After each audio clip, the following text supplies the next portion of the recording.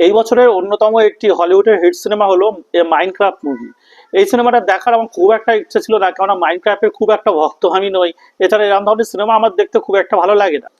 সিনেমাটা প্রচন্ড হিট হওয়ার পরে আমার দেখার খুব ইচ্ছা হলো, সেই কারণে আজকে সিনেমাটা দেখলাম। কিন্তু সিনেমাটা দেখার পরে আমার অতটা রিগ্রেট হয়নি, সিনেমাটা যথেষ্ট ভালো সিনেমা ছিল। সিনেমা দেখানো হয় যে একজন মানে হচ্ছে মাইনক্রাফটের দুনিয়ায় চলে যায়, সেখানে গিয়ে নানা রকম ঝামেলা তৈরি হয়, এবং সেখানে একজন আছে যিনি পৃথিবী দখল করতে চান, এবং যার মাধ্যমে পৃথিবীটা দখল করবে সেই একটা ক্রিস্টাল, সেই ক্রিস্টালটা নিয়ে নানা ধরনের সিনেমা, এই নানা ধরনের কাহিনী এখানে তৈরি হয়। তো মোটামুটি কথা, আপনি যদি মাইনক্রাফটের ভক্ত হয়ে থাকেন তাহলে অবশ্যই দেখতে পারেন সিনেমায়।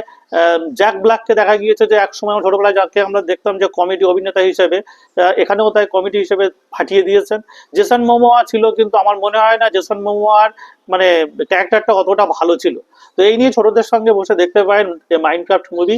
বড়দেরও ভালো লাগবে, সিনেমার অ্যানিমেশন গুলো বেশ ভালো লেগেছে। একটু লাউড, হ্যাঁ, সেটাও মানে অতটা খারাপ লাগে না। মোটমাট কথা, যতটুকখানি আপনি ওখানে থাকবেন এনজয় করতে পারবেন। আর যারা মাইনক্রাফটের ভক্ত তাদের জন্য তো অবশ্যই এই মাইনক্রাফট মুভিটা কিন্তু দারুণ লাগবে। তো এটা অ্যামাজনে এসে গিয়েছে, আপনারা চাইলে দেখতে পারেন। ধন্যবাদ। সিনেমা নিয়ে এরকম ধরনের আরো অনেক রকম আলোচনা করার জন্য অবশ্যই লাইক সাবস্ক্রাইব করতে ভুলবেন না এবং ফলো করতে ভুলবেন না।